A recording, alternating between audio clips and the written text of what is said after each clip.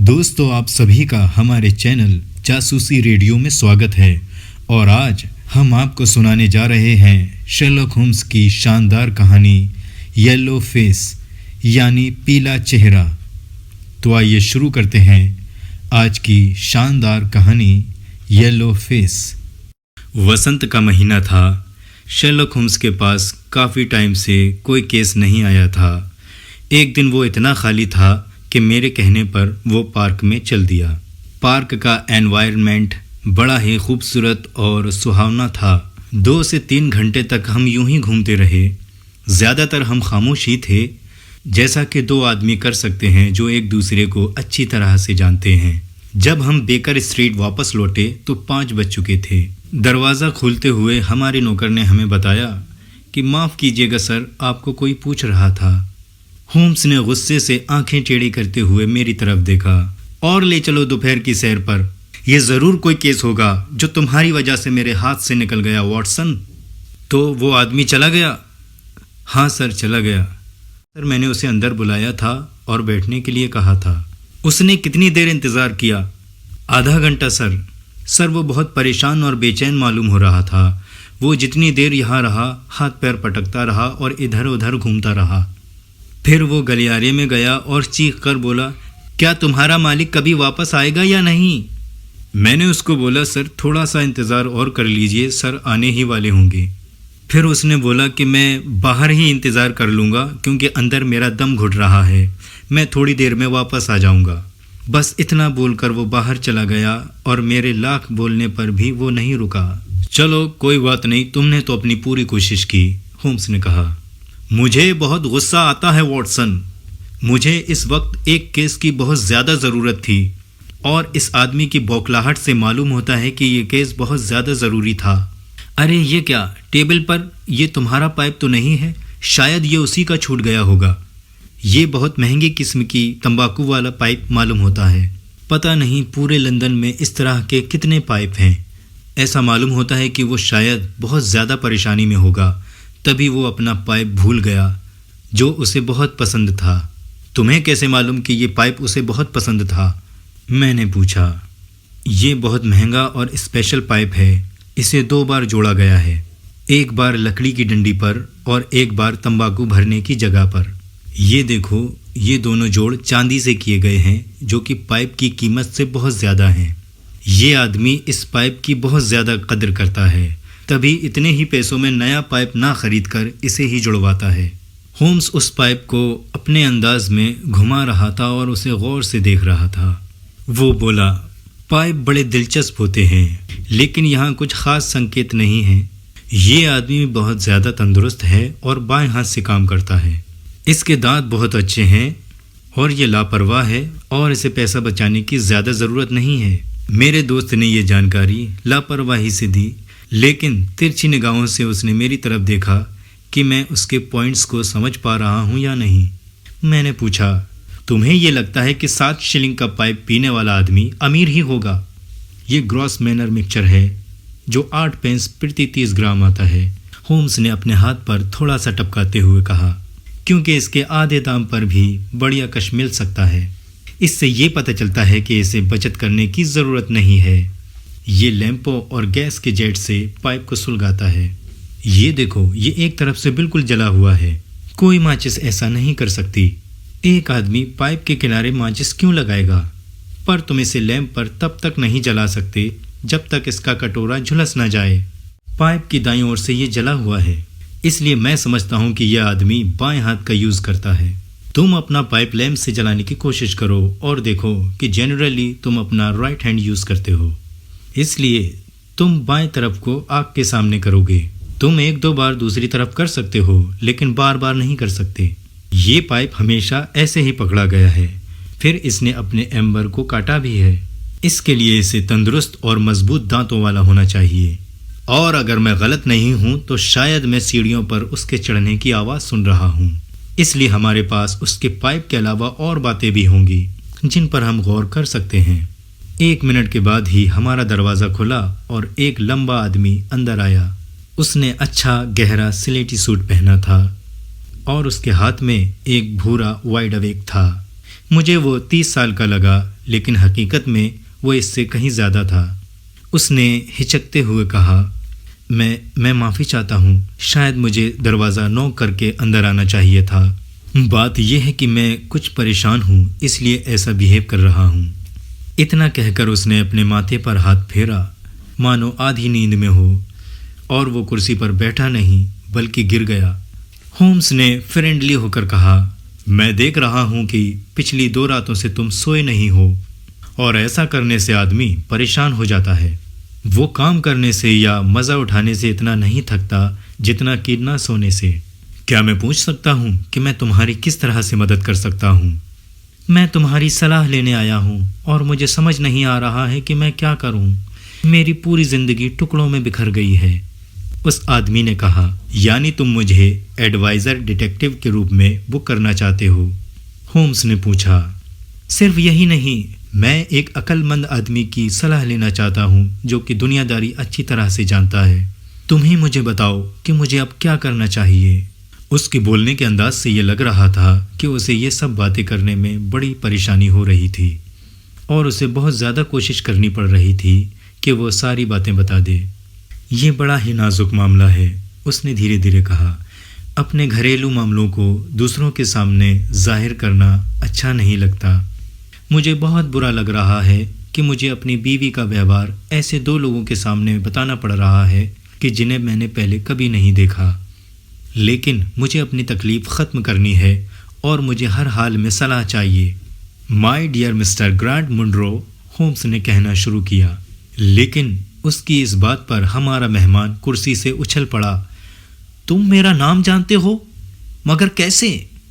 Homes نے مسکراتے ہوئے کہا، اگر تم اپنا نام گپت رکھنا چاہتے ہو تو اپنے ہیڈ کے استر پر اپنا نام لکھوانا چھوڑ دو، نہیں تو جس سے بات کر رہے ہو اس کے سامنے اپنے ہیڈ کو الٹا کر لو۔ میں تمہیں یہ بتانا چاہتا ہوں کہ میرے دوست نے اور میں نے اس کمرے میں کئی رہسیہ سنے ہوئے ہیں، اور ہم نے کئی لوگوں کی دکھ بھری زندگی میں شانتی بھری ہے، اور مجھے بھروسہ ہے کہ ہم تمہارے لیے بھی ایسا کر سکیں گے۔ کیا میں کہہ سکتا ہوں کہ وقت بہت قیمتی ہوتا ہے، اس لیے بنا دیری کیے اپنا پورا معاملہ مجھے بتاؤ۔ ہمارے مہمان نے پھر سے سر پر ہاتھ پھیرا جیسے اسے بڑی مشکل ہو رہی ہو۔ اس کے ہاؤ بھاؤ سے مجھے معلوم ہو رہا تھا کہ وہ اپنے آپ میں سمٹا ہوا ایک آدمی ہے جو دوسروں کے سامنے اتنی آسانی سے نہیں کھل پاتا۔ اس کے اندر آتم سمان ہے جو اپنے گھاؤ کو دکھانے کے بجائے چھپاتا ہے۔ پھر اچانک بند مٹھی کو غصے سے لہراتے ہوئے وہ بولا، بات یہ ہے مسٹر ہومس، میں 3 سالوں سے شادی شدہ ہوں۔ میری وائف اور میں ایک دوسرے سے بہت پیار کرتے ہیں اور ایک ساتھ بہت خوش ہیں۔ ہمارے بیچ کبھی کوئی مس انڈرسٹینڈنگ نہیں رہی، نہ من سے، نہ وچن سے، اور نہ ہی کرم سے۔ لیکن لاسٹ منڈے سے ہمارے بیچ ایک اڑچن آ گئی ہے۔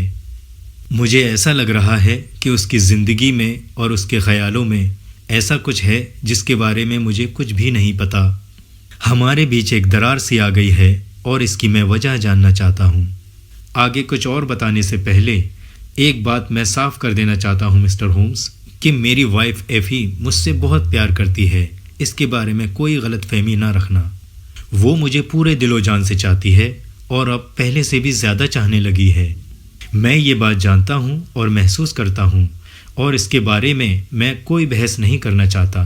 کوئی بھی آدمی بڑی آسانی سے سمجھ سکتا ہے کہ کوئی عورت اس سے پیار کرتی ہے یا نہیں، لیکن ہم دونوں کے بیچ ایک راز ہے، اور جب تک یہ راز صاف نہیں ہو جاتا تب تک ہم دونوں کے بیچ پہلے جیسا سب کچھ سہج نہیں رہے گا۔ مجھے ساری بات بتاؤ مسٹر منرو، ہومس نے کہا۔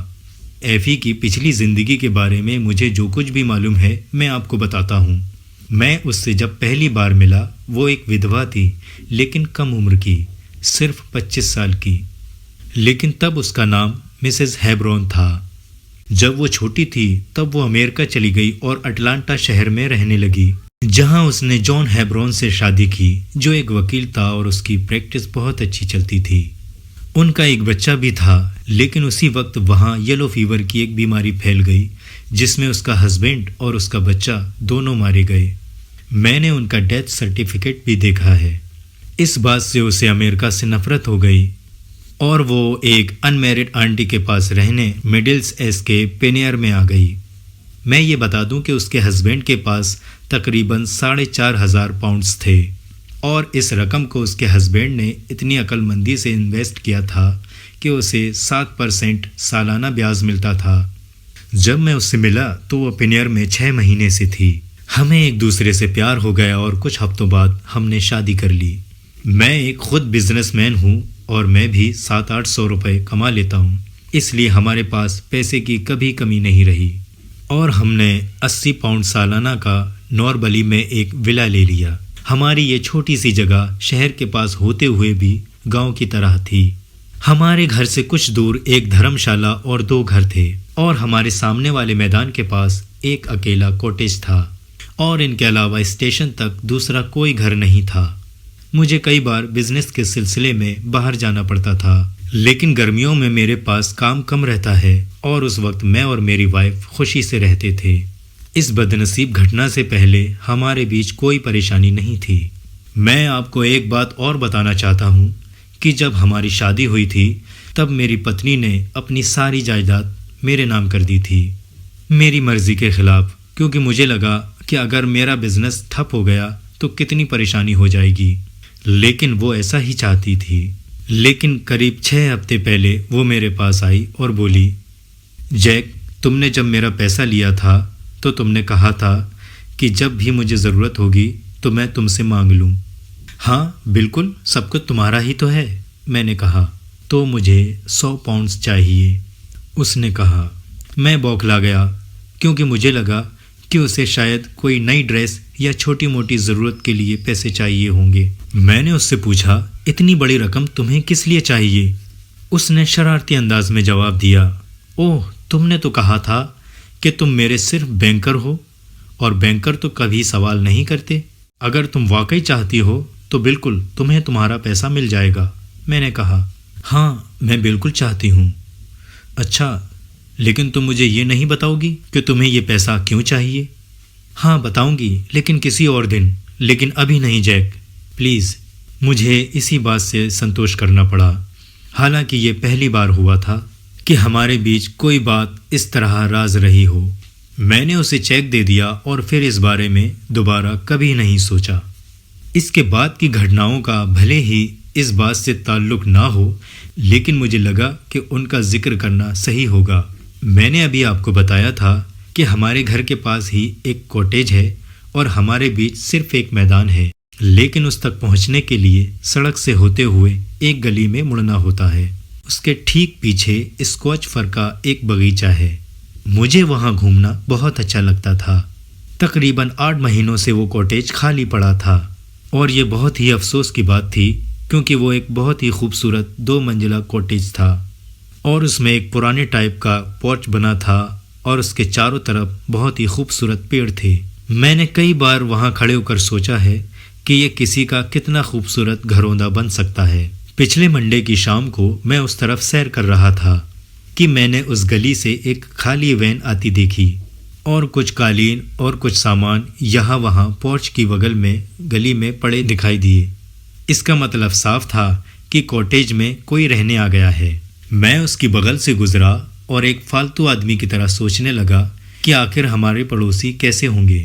تبھی مجھے ایسا لگا کہ ایک چہرہ اوپر کی کھڑکی سے مجھے دیکھ رہا ہے۔ مجھے نہیں معلوم کہ اس چہرے میں کیا تھا مسٹر ہومز، پر اس سے میرے پورے بدن میں جھرجھری دوڑ گئی۔ میں بہت دوری پر تھا، اس لیے میں اس چہرے کے نین نقش تو نہیں دیکھ پایا، لیکن وہ چہرہ ان نیچرل اور امانویہ تھا۔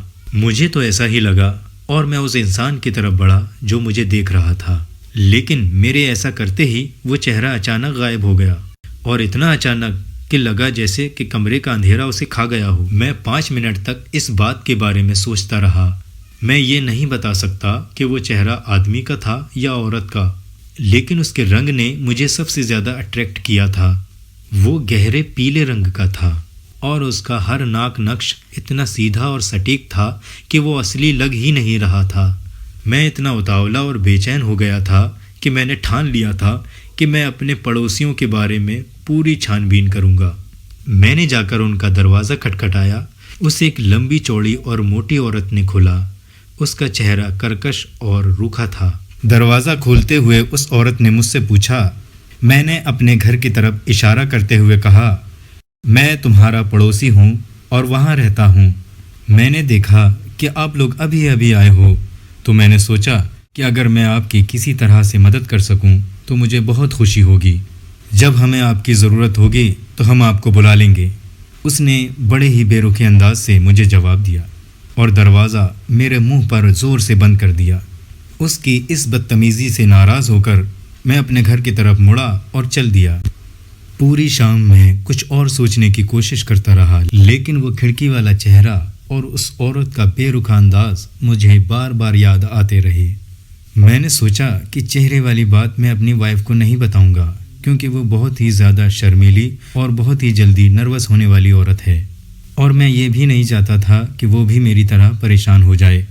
لیکن اس رات سونے سے پہلے میں نے اسے اتنا ضرور بتا دیا تھا کہ اس کاٹیج میں کوئی رہنے آیا ہے، لیکن اس نے اس بات پر کوئی جواب نہیں دیا۔ حالانکہ میری نیند بہت ہی پکی ہے مسٹر ہومز، اور اس بات کا میری فیملی میں مذاق بنایا جاتا ہے کہ رات میں مجھے کوئی بھی اتنی آسانی سے جگا نہیں سکتا، لیکن پھر بھی نہ جانے کیوں اس دن میں نے جو کچھ بھی دیکھا تھا اس کی وجہ سے میں رات بھر ٹھیک سے سو نہیں سکا۔ آدھی سوئی ہوئی حالت میں مجھے ایسا لگ رہا تھا کہ جیسے کہ میرے کمرے میں کوئی ہلچل ہو رہی ہے، اور کچھ دیر بعد مجھے پتہ چلا کہ میری وائف نے اپنے کپڑے پہنے اور اپنا نقاب اور بینٹ پہن رہی ہے۔ میں حیران ہو کر کچھ پوچھنے ہی والا تھا کہ تبھی میری آدھی کھلی ہوئی آنکھوں نے اس کا چہرہ دیکھا جو موم بتی کی روشنی میں چمک رہا تھا، اور حیرانی اور ڈر کے مارے کہ جیسے میری زبان کو لکوا مار گیا۔ اس کے چہرے پر جو ایکسپریشنز تھے اس سے پہلے میں نے کبھی نہیں دیکھے تھے۔ میں سوچ بھی نہیں سکتا تھا کہ اس کے چہرے پر ایسے ایکسپریشنز بھی آ سکتے ہیں۔ وہ موت کی طرح سفید پڑی ہوئی تھی، اور اس کی سانسیں گھبراہٹ کی وجہ سے تیز تیز چل رہی تھیں، اور گھبرا کر وہ بار بار بستر کی طرف دیکھ رہی تھی، یہ جاننے کے لیے کہ کہیں میں جاگ تو نہیں گیا۔ پھر اس کے بعد یہ سوچ کر کہ میں سو رہا ہوں، وہ کمرے سے نکل گئی، اور کچھ ہی پلوں کے بعد میں نے تیز چرمراہٹ کی آواز سنی جو ہمارے سامنے والے دروازے سے آتی ہے۔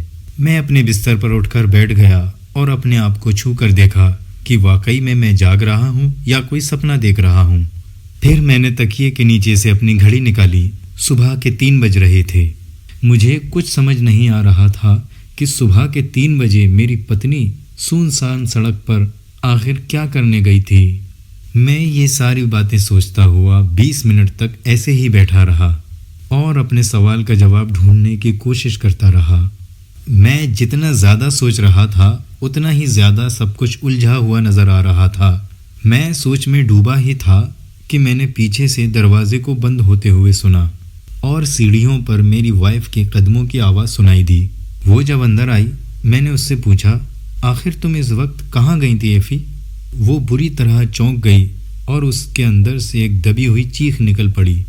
اس کے اس طرح چیخنے اور چونکنے پر میں اور بھی زیادہ پریشان ہو گیا، کیونکہ اس کی آواز میں درد بھرا ہوا تھا۔ میری وائف بہت ہی کھلے مزاج کی ہے، لیکن اس کے اس طرح کے بیہیویئر کو دیکھ کر میں اور بھی زیادہ پریشان ہو گیا۔ ایک بہت ہی نروس سی ہنسی ہنستے ہوئے وہ بولی، تم جگے ہوئے ہو جیک؟ مجھے تو لگا تھا کہ تم کسی بھی حالت میں جاگ ہی نہیں سکتے۔ تم کہاں گئی تھی؟ مجھے یہ بتاؤ۔ وہ ایکچولی مجھے لگا کہ جیسے میرا دم گھٹ رہا ہے اور مجھے تازی ہوا کی ضرورت ہے۔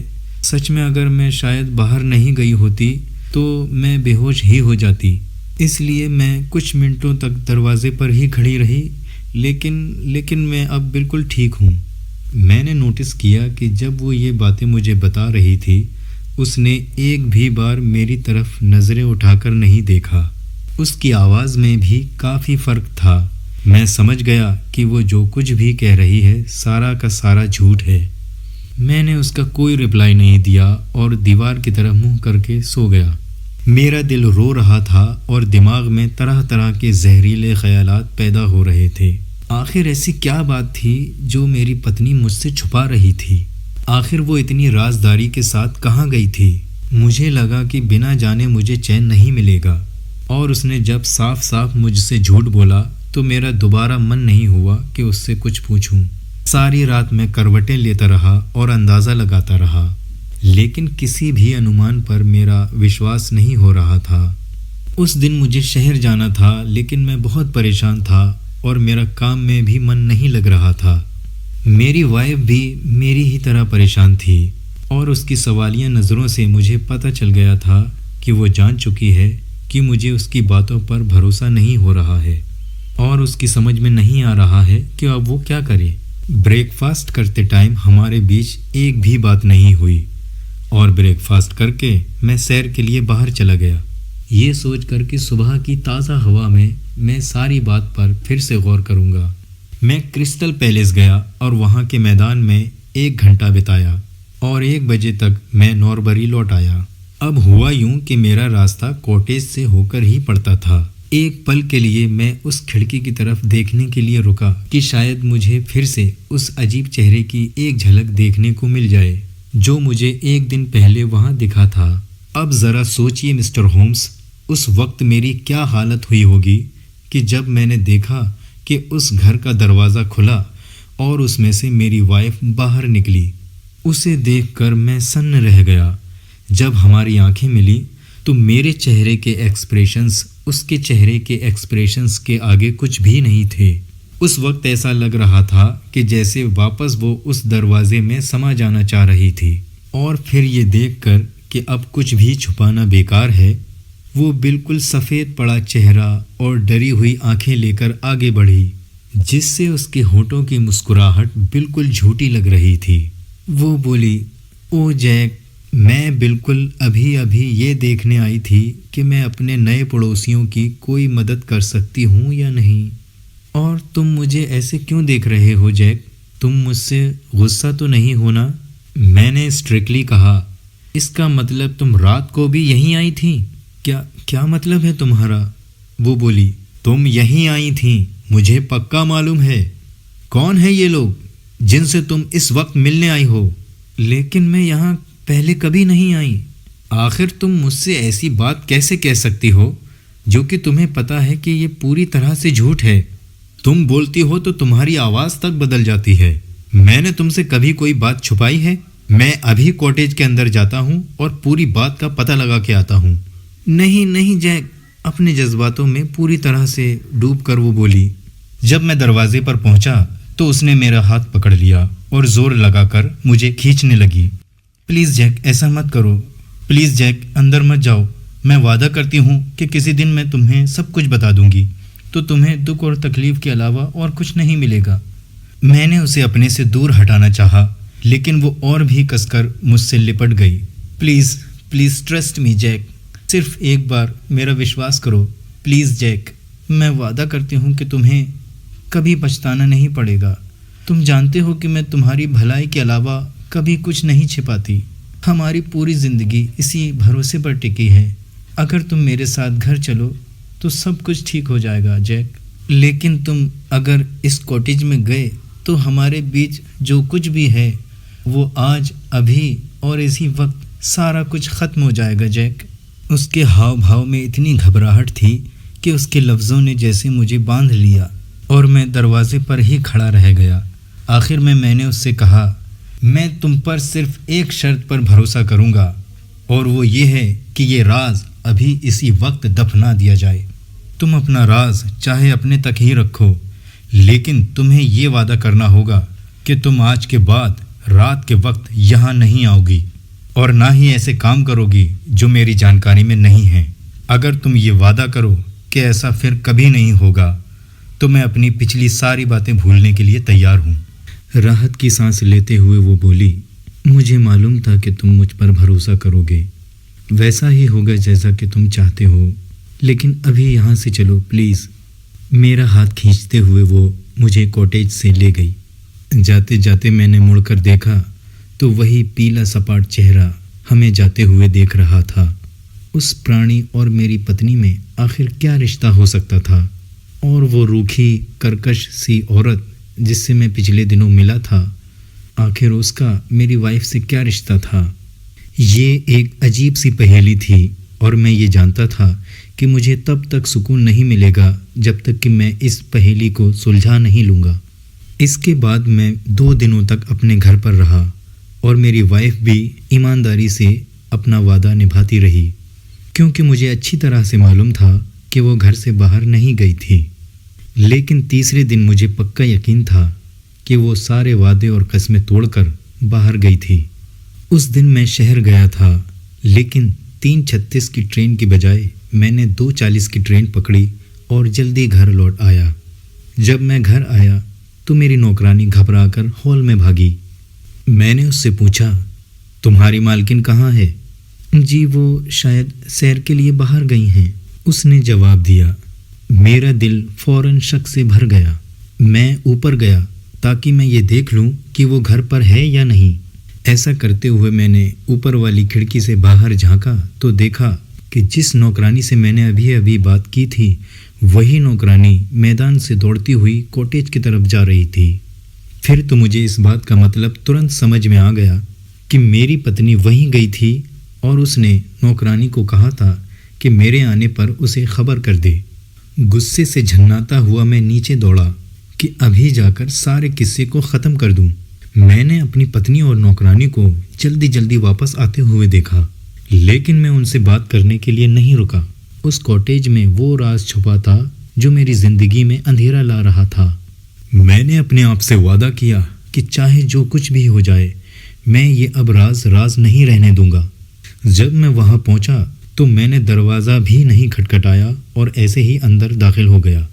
وہاں میں نے دیکھا کہ گراؤنڈ فلور پر پوری طرح سے سناٹا تھا اور کچن میں ایک کیتلی آگ پر چڑھی ہوئی تھی اور ایک ٹوکری میں ایک بڑی سی کالی بلی بیٹھی ہوئی تھی، اور وہ عورت کہیں نہیں دکھائی دے رہی تھی جسے میں نے پہلے دن دیکھا تھا۔ میں دوسرے کمرے کی طرف گیا لیکن وہ بھی خالی تھا۔ پھر میں سیڑھیوں کی طرف دوڑا۔ اوپر 2 اور کمرے بھی خالی پڑے تھے۔ پورے گھر میں کوئی بھی نہیں تھا۔ فرنیچر اور تصویریں بالکل سادہ سی تھیں، سوائے اس کمرے کے جس میں نے وہ ڈراؤنا چہرہ دیکھا تھا۔ وہ کمرہ آرام دائق اور سلیقے دار تھا۔ میرا شک اور بھی گہرا ہو گیا جب میں نے دیکھا کہ مینٹل پیس پر میری وائف کی تصویر رکھی ہوئی تھی، جو میرے کہنے پر 3 مہینے پہلے ہی لی گئی تھی۔ میں وہاں اتنی دیر تک رہا کہ جب تک مجھے یقین نہیں ہو گیا کہ گھر میں کوئی نہیں ہے۔ پھر اس کے بعد میں وہاں سے واپس آ گیا۔ میرے دل پر اتنا بوجھ تھا کہ جیسا پہلے کبھی نہیں تھا۔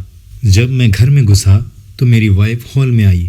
میں اتنا غصے میں تھا اور چوٹ کھایا ہوا تھا کہ میں نے اس سے بات نہیں کی اور اس کے پاس سے گزرتے ہوئے میں اپنی اسٹڈی میں چلا گیا۔ وہ میرے پیچھے ہی آ گئی اور میں اپنا دروازہ بند نہیں کر پایا۔ وہ مجھ سے بولی، مجھے افسوس ہے جیک کہ میں نے اپنا وعدہ نہیں نبھایا، لیکن اگر تم سارے حالات جان جاؤ گے تو مجھے پورا یقین ہے کہ تم مجھے معاف کر دو گے۔ تو پھر مجھے سب کچھ بتاتی کیوں نہیں ہو؟ میں نے غصے میں کہا۔ نہیں جیک، یہ نہیں ہو سکتا، اس نے جواب دیا۔ جب تک تم مجھے یہ نہیں بتا دیتی کہ اس کوٹیج میں کون رہتا ہے اور وہ کون ہے جسے تم نے اپنی فوٹو دی ہے، ہمارے بیچ کسی طرح کا وشواس نہیں رہ سکتا، میں نے غصے سے کہا، اور اس کے ہاتھ سے اپنا ہاتھ چھڑا کر میں گھر سے باہر نکل گیا۔ یہ کل کی بات ہے مسٹر ہومز، اور تب سے میں نے اسے نہیں دیکھا ہے اور نہ ہی مجھے اس عجیب سی گھٹنا کے بارے میں اور کچھ معلوم ہے۔ ہمارے بیچ اس طرح کی گھٹنا پہلی بار ہوئی ہے اور مجھے کچھ سمجھ نہیں آ رہا ہے کہ آخر میں کروں تو کیا کروں۔ آج صبح اچانک ہی مجھے خیال آیا کہ تم ہی مجھے صحیح رائے دے سکتے ہو، اس لیے میں جلدی سے یہاں آ گیا اور میں بنا کسی شرط اپنے آپ کو تمہارے حوالے کرتا ہوں۔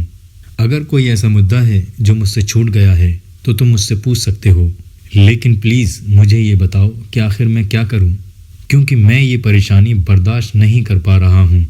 اس عجیب سے بیان میں ہومز اور میں نے بہت دلچسپی لی تھی۔ میرا دوست کچھ دیر چپ چاپ بیٹھا رہا، اپنی ٹھوڑی پر ہاتھ ٹکائے۔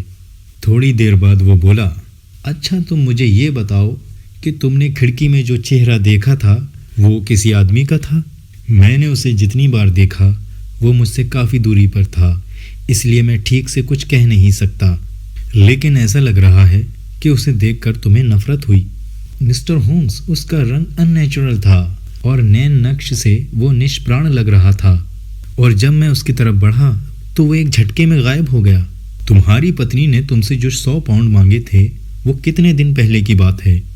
قریب 2 مہینے پہلے۔ کیا تم نے اس کے پہلے پتی کا فوٹو دیکھا ہے؟ نہیں، اس کی موت کے بعد اٹلانٹکا میں خطرناک آگ لگی تھی جس میں اس کے سارے کاغذات جل کر راکھ ہو گئے تھے۔ لیکن اس کے پاس اس کا ڈیتھ سرٹیفکیٹ تو تھا، اور تم نے پہلے بتایا تھا کہ تم نے اسے دیکھا تھا۔ ہاں، وہ تو آگ لگنے کے بعد اس نے ڈپلیکیٹ بنوایا تھا۔ کیا تم کسی ایسے آدمی سے ملے ہو جو امریکہ میں اسے جانتا تھا؟ جی نہیں۔ کیا وہ دوبارہ امریکہ جانے کی بات کرتی ہے؟ کبھی نہیں۔ کیا وہاں سے کوئی لیٹرز آتے ہیں؟ میری جانکاری میں تو کبھی نہیں۔ اب میں کچھ دیر اس بارے میں سوچنا چاہتا ہوں، ہومس نے کہا۔ اگر کوٹیج ہمیشہ کے لیے خالی کیا جا چکا ہے تو کچھ مشکل آ سکتی ہے، اور دوسری طرف مجھے لگتا ہے کہ اس میں رہنے والے لوگوں کو تمہارے آنے کی خبر مل گئی ہوگی، اس لیے تمہارے جانے سے پہلے وہ وہاں سے چلے گئے، اور شاید اب وہ واپس آ گئے ہوں گے، اور ہم آسانی سے اس معاملے کو سلجھا لیں گے۔ اور اب میں تمہیں یہ صلاح دیتا ہوں کہ نوربری واپس جاؤ اور کوٹیج کی کھڑکیوں کو دیکھو، اور اگر تمہیں لگے کہ اس میں کوئی ہے تو زبردستی اس کے اندر جانے کی کوشش مت کرنا، بلکہ مجھے اور میرے دوست کو تار سے خبر کر دینا۔ تار ملنے کے 1 گھنٹے کے اندر ہم تمہارے پاس آ جائیں گے اور معاملے کی تہہ تک پہنچ جائیں گے۔ اور اگر ابھی وہاں کوئی نہیں ہوا تو میں کیا کروں؟ تو کل میں تمہارے پاس آ کر بات کروں گا، اور تب تک پریشان مت ہونا جب تک پریشان ہونے کی کوئی ٹھوس وجہ نہ ہو۔ Good bye. مسٹر گرانٹ کو دروازے تک چھوڑ کر آنے کے بعد میرے دوست نے مجھ سے کہا، مجھے ڈر ہے کہ یہ معاملہ کافی گڑبڑ ہے واٹسن، تمہیں کیا لگتا ہے؟ مجھے تو خوفناک لگ رہا ہے، میں نے کہا۔ یا تو اس میں بلیک میلنگ کا پوائنٹ ہے یا پھر میں غلطی پر ہوں۔ اور یہ بلیک میل کون کر رہا ہے؟ میں نے پوچھا۔ یہ تو وہی انسان ہے جو اس گھر کے ایک ماتر آرام دائک کمرے میں رہتا ہے اور اس کی وائف کا فوٹو مینٹل پیس پر رکھے ہوئے ہے۔ میں کہتا ہوں واٹسن، اس بے جان سے چہرے میں بہت ہی دلچسپ بات چھپی ہوئی ہے۔ میں کسی بھی قیمت پر اس کیس کو ہاتھ سے نہیں جانے دینا چاہتا۔ کیا تمہیں کچھ سمجھ میں آیا ہے؟ میں نے اتسکتا سے پوچھا۔ ہاں، کچھ تو میں سمجھ گیا ہوں، لیکن مجھے تعجب ہوگا اگر یہ صحیح نہیں نکلا کہ اس عورت کا پہلا پتی کوٹیج میں ہے۔ تمہیں ایسا کیوں لگ رہا ہے؟ اس کی اس گھبراہٹ سے کہ اس کا دوسرا پتی اس کوٹیج میں نہ جائے، اور کیا بات ہو سکتی ہے؟ جیسا کہ مجھے لگ رہا ہے بات اس طرح سے ہوگی، یہ عورت امریکہ میں شادی کرتی ہے اور اس کے پتی کو کچھ گھنونی عادتیں لگ گئیں یا کوئی بیماری لگ گئی، اور یا تو وہ کوڑھی ہو گیا یا پھر پاگل، اور آخر میں وہ اس کے چنگل سے چھوٹ کر انگلینڈ واپس آ گئی۔ اس نے اپنا نام بدلا اور یہ سوچا کہ وہ اپنی زندگی نئے سرے سے شروع کرے گی۔ وہ 3 سال سے شادی شدہ تھی اور سوچ رہی تھی کہ وہ بالکل سرکشت ہے اور اپنے آپ کو بالکل سرکشت محسوس کر رہی تھی۔ اس نے اپنے ہسبینڈ کو کسی کا ڈیتھ سرٹیفکیٹ دکھا دیا، اور تبھی اس کے پہلے ہسبینڈ کو اس کی بھنک لگ گئی، یا کسی دشت عورت نے اسے اس کی خبر دے دی جس نے اس اپاہج کے ساتھ سمبند بنا لیا تھا۔ اس نے اپنی پتنی کو لکھا اور دھمکی دی کہ وہ آ کر اس کا پردہ فاش کر دے گا۔ اس نے اس سے 100 پاؤنڈز مانگے اور ایفی نے انہیں چکا دیا۔ پھر بھی وہ لوگ یہاں آ گئے، اور جب اس کے ہسبینڈ نے اسے بتایا کہ کوٹیج میں نئے پڑوسی رہنے آئے ہیں تو اسے سمجھ میں آ گیا کہ اس کے پیچھے لگے وہی لوگ ہیں۔ وہ اپنے ہسبینڈ کے سونے کا انتظار کرتی ہے اور پھر دوڑ کر نیچے جاتی ہے تاکہ ان سے کہہ سکے کہ وہ لوگ اسے چین سے جینے دیں، اور اس میں کامیابی نہ ملنے پر اگلی صبح وہ پھر سے جاتی ہے، اور جب وہ باہر آ رہی ہوتی ہے تو اسے اس کا ہسبینڈ مل جاتا ہے۔ وہ اس سے وعدہ کرتی ہے کہ پھر دوبارہ وہ وہاں نہیں جائے گی، لیکن 2 دن بعد وہ چاہتی ہے کہ وہ لوگ وہاں سے چلے جائیں، اس لیے وہ ایک اور کوشش کرتی ہے، اور اس بار وہ اپنی فوٹو بھی لے جاتی ہے جو شاید انہوں نے مانگی ہے۔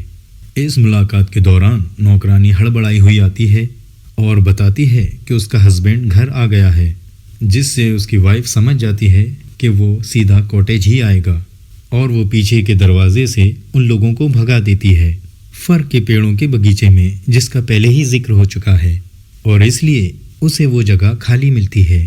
اگر وہ جگہ اس کے شام کو وہاں پہنچنے پر بھی خالی ملتی ہے تو مجھے بہت ہی تعجب ہوگا۔ اس اندازے کے بارے میں تمہارا کیا خیال ہے واٹسن؟ مجھے تو یہ سب تکے بازی لگ رہی ہے ہومز۔ جب ہماری جانکاری میں کوئی نئے پوائنٹس آئیں گے تب ہم اس پر وچار کریں گے۔ فی الحال ہم تب تک کچھ نہیں کر سکتے جب تک کہ ہمیں نوربری سے اپنے دوست کا کوئی سندیش نہیں مل جاتا۔ ہمیں زیادہ انتظار نہیں کرنا پڑا۔ جیسے ہی ہم نے چائے ختم کی وہ آ گیا۔ اس نے کہا کاٹیج میں کرایہ دار ابھی بھی ہیں اور کھڑکی میں وہ چہرہ مجھے پھر سے دکھا۔ میں 7 بجے کی ٹرین میں ملوں گا اور تب تک کوئی قدم نہیں اٹھاؤں گا۔ جب ہم ٹرین سے اترے تو وہ ہمارا انتظار کر رہا تھا۔ اسٹیشن کی روشنی میں ہم نے دیکھا وہ بہت سفید لگ رہا تھا، گھبرا رہا تھا اور کانپ رہا تھا۔ میرے دوست کا ہاتھ پکڑتے ہوئے وہ بولا، وہ ابھی بھی وہی ہیں مسٹر ہومز۔ جب میں آیا تو میں نے دیکھا کہ کاٹیج میں روشنی ہے۔ ہم اس معاملے کو ابھی اسی وقت سلجھا لیں گے۔ تو تم کیا کرنا چاہتے ہو؟ ہومز نے اس سے پوچھا۔ میں زبردستی اندر جاؤں گا اور دیکھوں گا کہ گھر میں کون ہے۔ میں چاہتا ہوں کہ تم دونوں بھی اس بات کے گواہ بنو اور وہاں میرے ساتھ رہو۔ تو تم نے ایسا کرنے کی ٹھان لی ہے اپنی وائف کی چیتاونی کے باوجود؟ اچھا ہوگا کہ اگر تم اس راز کو کھولنے کی کوشش نہ کرو۔ ہاں میں نے سوچ لیا ہے، میں یہی کروں گا۔ اوکے، میں سوچتا ہوں کہ تم ٹھیک کہہ رہے ہو۔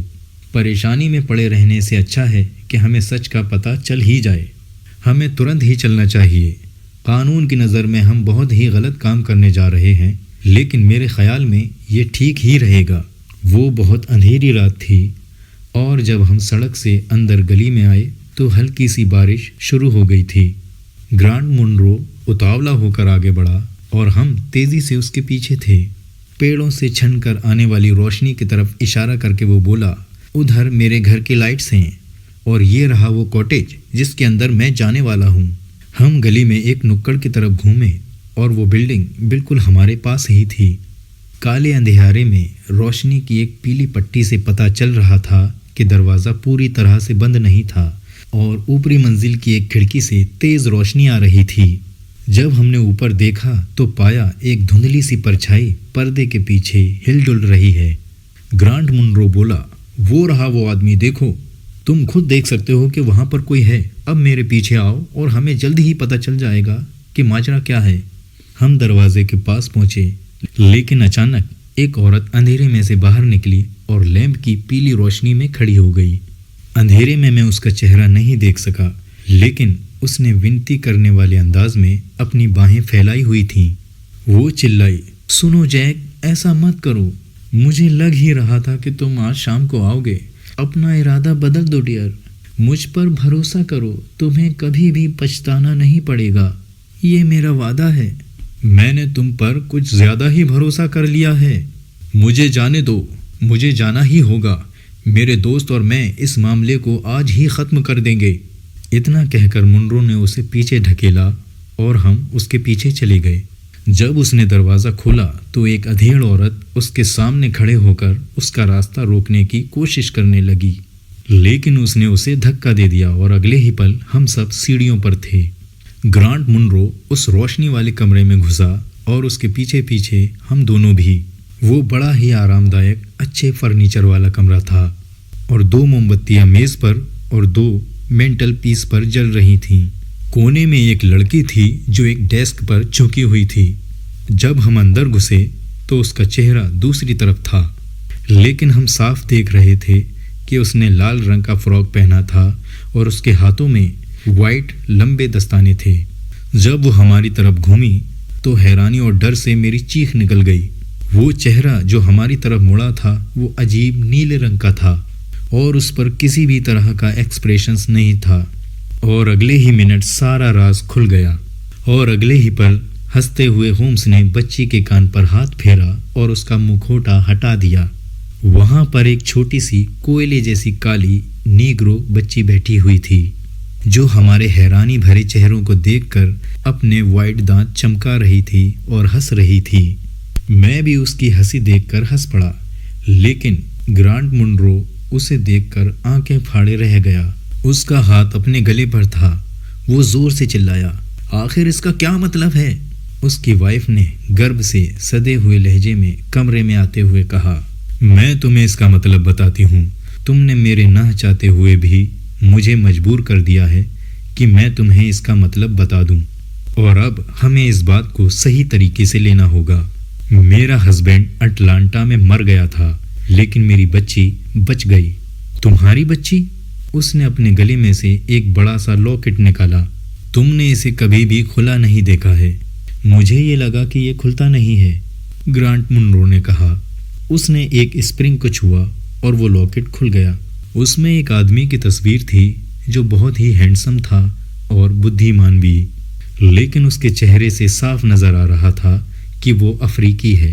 ایفی نے کہا، یہ اٹلانٹا کا جان ہبرون ہے، اور اس سے بھلا آدمی دنیا میں شاید کبھی آیا ہی نہیں۔ میں نے اس سے شادی کرنے کے لیے اپنی پوری برادری سے ناتا توڑ لیا، اور جب تک یہ زندہ رہا مجھے ایک بار بھی ایسا نہیں لگا کہ مجھے اپنے فیصلے پر پچھتاوا ہوا ہو۔ یہ ہماری بدنصیبی تھی کہ ہماری اکلوتی اولاد اس کی طرح کالی تھی۔ ایسے رشتوں میں اکثر ایسا ہوتا ہے، اور ہماری ننھی لوسی اس سے بھی زیادہ کالی تھی۔ لیکن کالی ہو یا گوری ہو، یہ ہماری ننھی بٹیا ہے، اور یہ مجھے بہت ہی پیاری ہے۔ ان لفظوں کو سن کر وہ ننھی بچی دوڑی ہوئی آئی اور اپنی ماں کی ڈریس میں منہ چھپا کر چھپ گئی۔ ایفی نے آگے بتایا، جب میں اسے امریکہ میں چھوڑ کر آئی تب اس کی طبیعت بہت خراب تھی، اور جگہ بدلنے سے اسے نقصان ہو سکتا تھا۔ میں نے اسے ایک بھروسے مند اسکاٹش عورت کی دیکھ ریکھ میں چھوڑ دیا جو ہماری نوکرانی ہوا کرتی تھی۔ میں نے ایک پل کے لیے بھی اپنی بچی کو چھوڑنے کا وچار نہیں کیا تھا، لیکن جب میں تم سے پیار کرنے لگی جیک، تو اپنی بچی کے بارے میں بتانے سے ڈرنے لگی۔ تم مجھے معاف کرو، لیکن مجھے ڈر تھا کہ میں تمہیں کھو دوں گی، اور اسی لیے ہی میں تمہیں کبھی بتانے کی ہمت نہیں جٹا سکی۔ مجھے ایک کو چننا تھا، اور کمزور ہونے کی وجہ سے میری بچی مجھ سے الگ ہو گئی۔ 3 سالوں تک میں نے اسے راز ہی رکھا، لیکن پھر مجھے اپنی نرس سے پتہ چلا کہ میری بچی پوری طرح سے ٹھیک ہو چکی ہے۔ میرے من میں اس سے ملنے کی خواہش پیدا ہو گئی۔ میں نے یہ خواہش کو دبانے کی کوشش کی، لیکن ماں کی ممتا کو نہیں دبا پائی۔ میں جانتی تھی کہ ایسا کرنے میں خطرہ ہے، لیکن میں نے ٹھان لیا کہ چاہے کچھ ہی ہفتوں کے لیے، لیکن میں اپنی بچی کو اپنے پاس ضرور بلاؤں گی۔ میں نے نرس کو 100 پاؤنڈز بھیجے اور اس کاٹیج کے بارے میں اسے بتایا، جس سے کہ وہ یہاں ایک پڑوسی کی طرح آ جائے اور ایسا نہ لگے کہ ہماری ان سے جان پہچان ہے۔ میں نے اسے یہ ہدایت دی تھی کہ بچی کو دن کے وقت گھر کے اندر ہی رکھا جائے اور اس کے چہرے اور ہاتھوں کو ڈھک دیا جائے، کہ جس سے جو لوگ اسے کھڑکی پر دیکھیں انہیں یہ نہ پتہ چلے کہ ان کے علاقے میں ایک کالا بچہ ہے۔ لیکن اب میں سوچتی ہوں کہ اگر میں اتنی ساودھانی نہ برتتی تو شاید اس سے اچھا ہوتا، لیکن میں اس ڈر سے آدھی پاگل ہو گئی تھی کہ کہیں تم کو اس سچ کا پتہ نہ چل جائے، اور تم نے ہی مجھے سب سے پہلے بتایا تھا کہ کاٹیج میں کوئی آیا ہے۔ لیکن مجھے صبح کا انتظار کرنا چاہیے تھا، لیکن خوشی کے مارے میں سو نہیں پا رہی تھی، اور رات کو ہی میں باہر نکل گئی کیونکہ میں جانتی تھی کہ تمہیں رات میں جگانا مشکل ہوتا ہے۔ لیکن تم نے مجھے جاتے ہوئے دیکھ لیا، اور وہیں سے میری پریشانی شروع ہو گئی، اور اگلے دن میرا راز تمہاری مہربانی پر تھا، اور تم نے مجھ پر رحم کیا۔ 3 دن بعد نرس اور بچی گھر سے بھاگے ہی تھیں جب تم دروازے پر آئے، اور آج رات تم سب کچھ جان چکے ہو۔ لیکن میں اب تم سے پوچھتی ہوں کہ اب کیا ہوگا میری بیٹی کا اور میرا؟ اتنا کہہ کر وہ اپنے ہاتھ جوڑ کر جواب کا انتظار کرنے لگی۔ 2 لمبے منٹوں کے بعد گرانٹ منرو نے اپنی چپی توڑی، اور جب اس کا جواب آیا تو مجھے بہت اچھا لگا۔ اس نے اس ننھی بچی کو گود میں اٹھایا، اسے چوما، اور پھر اسے گود میں لیے ہی اس نے اپنا دوسرا ہاتھ اپنی پتنی کی اور بڑھایا اور دروازے کی طرف مڑ گیا، اور وہ بولا، ہم اس کے بارے میں گھر میں آرام سے بات کر سکتے ہیں۔ میں بہت اچھا آدمی نہیں ہوں ایفی، لیکن اس سے تو کہیں زیادہ اچھا ہوں جتنا کہ تم سوچ رہی تھیں۔ ہومس اور میں گلی تک ان کے پیچھے گئے، اور پھر میرے دوست نے میرے ہاتھ پر اپنا ہاتھ رکھا، اور میں نے کہا، میرے خیال سے نوربری سے زیادہ ہماری لندن میں ضرورت ہے۔ اس نے اس رات بہت دیر تک اس کیس کے بارے میں اور کوئی شبد نہیں کہے۔ جب وہ بیڈ روم کی طرف اپنی جلتی ہوئی موم بتی لے جاتے ہوئے مڑا تو بولا، واٹسن، اگر تمہیں کبھی لگے کہ مجھے اپنے ہنر پر گھمنڈ ہو گیا ہے یا کسی کیس میں میں ضرورت سے کم محنت کر رہا ہوں تو چپکے سے میرے کان میں نوربری کہہ دینا، اور میں ہمیشہ تمہارا احسان مند رہوں گا۔ تو یہ تھی آج کی کہانی۔ آج کی کہانی آپ کو کیسی لگی اس کے بارے میں کمنٹس باکس میں ضرور ڈسکس کریں، اور اگر میرے چینل کو سبسکرائب نہیں کیا ہے تو پلیز سبسکرائب کریں اور اس ویڈیو کو زیادہ سے زیادہ شیئر کریں۔ Thank you.